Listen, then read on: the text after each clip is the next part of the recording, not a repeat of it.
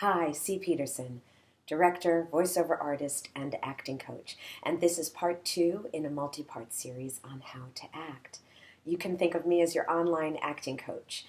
So, in the first session that I did, part one, I talked about verisimilitude and how acting on stage has to have the appearance of truth for it to really speak to your audience. And the big differentiation that I made between the way you might be acting now, especially if you're a beginning actor, and what you need to do is that acting is not about emoting or creating a mood, it's about actually doing something. And so today, in part two of this series, I'm going to talk about what it means to really have an action, which is the doing that I talked about last time. So, actions. Last time I used that word. Today we're going to use that word interchangeably with objectives and even with the word goals. I kind of like the idea of using the word goal because it's visually so clear when you think about somebody who plays soccer perhaps, or if you've ever seen a soccer game. There's a goal at the end of the field, and the goal of the players is to kick the ball into the net or the goal to score a goal. So that word is used a lot, and it's kind of really helpful for us. So I'd like to list some criteria that make a good objective. Like the net at the end of the soccer field, it should be something clear that you can drive towards. It should be something outside of yourself. So it should be something that you want from the other person or the other people in the scene with you. It should be specific, and it should be measurable. It should also be something that really matters to you personally, the actor playing the character in the scene.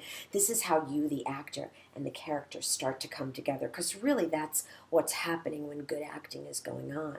The reason that we can see Juliet year after year after year, hundreds of years over and over again, is because each Juliet is different. While the character remains the same, the actor who portrays her is different. And what I bring to the stage as Juliet will be different from what you or anyone else brings to the stage as Juliet, because we are each individual people, and so our unique humanity, our own individual self, is one of the most important things we want to be able to bring to the table as an actor. And how to free that, how to allow our truthful, authentic self to live, is definitely something very important that you want to be able to do, and we'll talk about that as we go along as well. But let's just go back to this list. So your objective should be in the other person. It should be clear and specific. It should be measurable in the other person, meaning something that you can see whether it's happening or not. And it should be something that really matters, or that you really like the idea of, you personally, the actor. So let's go back to that idea about the soccer field. Your goal, your action, your objective is to kick the ball into that net. It's specific, it's very clear, it's measurable, and it's outside of yourself. When I'm running downfield toward that net, I know if I'm going towards it or not. If I turn and start running in the other direction, hopefully everyone on the sidelines is going to say, "See, you're going the wrong way, turn around."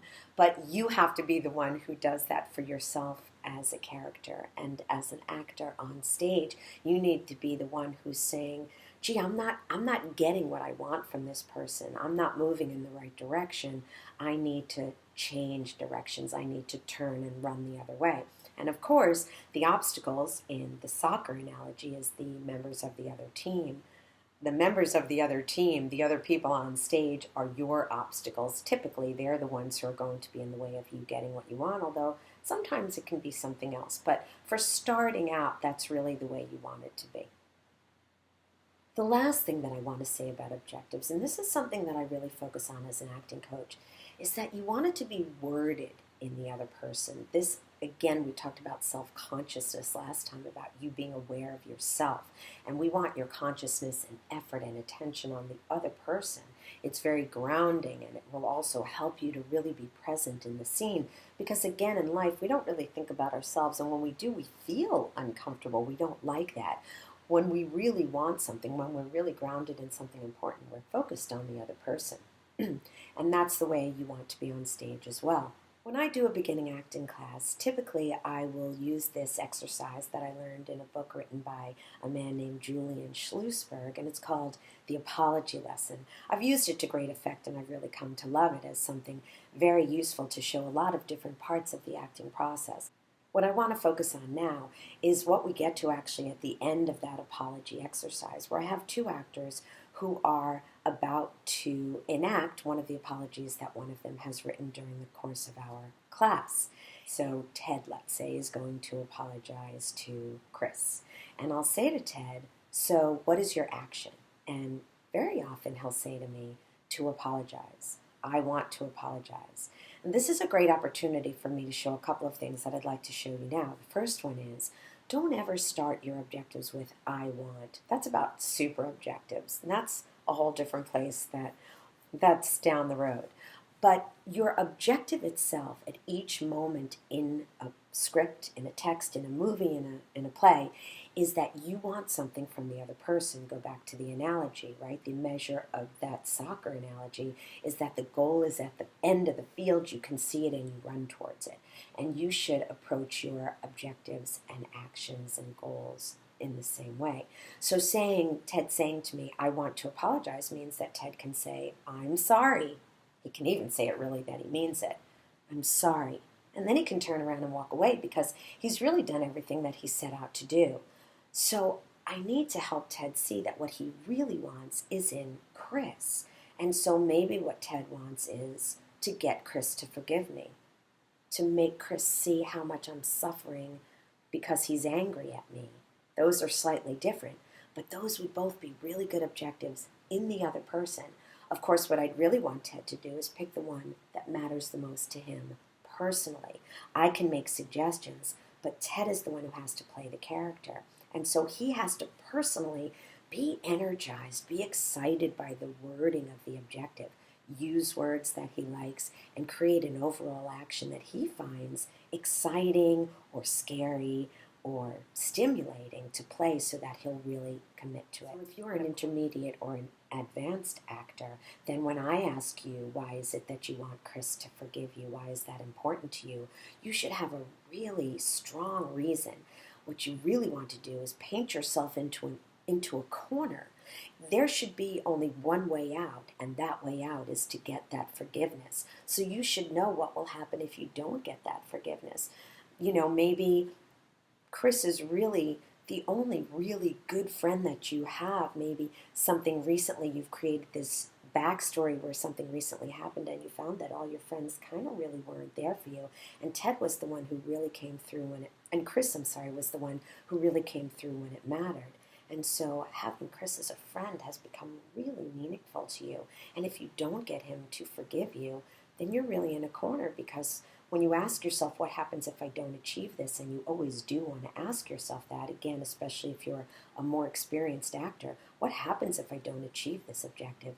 And there should be something really strong on the line. That's what we mean, of course, by raising the stakes. And so if you don't get Chris to forgive you, maybe you'll feel like you don't have any really good, solid friends that you can rely on. And if you end up in a very bad situation, there might not be anybody there to help you out. So I have a couple of resources I'd like to share with you. I've written a couple of articles on formulating objectives myself. They are on my LinkedIn website, but I'm going to post them on my website, www.ciepeterson.com. I have a blog on there, C's Today. And you can read there the criteria for a good objective, and you can take your time with it.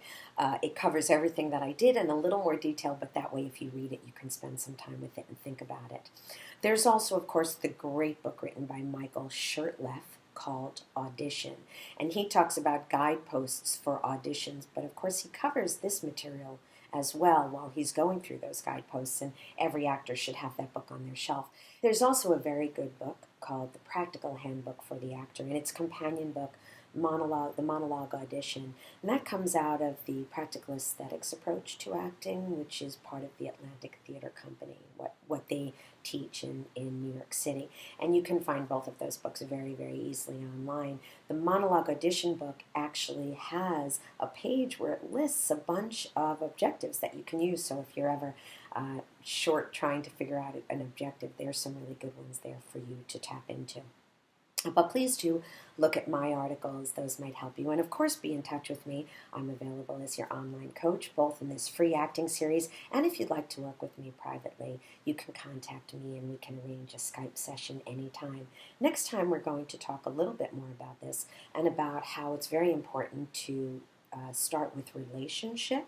And so again, this would be a place where if you're not joined in as a more intermediate or advanced actor, that would be a great time for you to start following along more carefully with these sessions. And we're going to talk about formulating objectives, using relationship to do that, raising the stakes a little bit more, and we're going to use some specific text for that as well. So thank you again for watching. Be in touch anytime. I really would love to hear from you. And until I see you again, break a leg. Bye.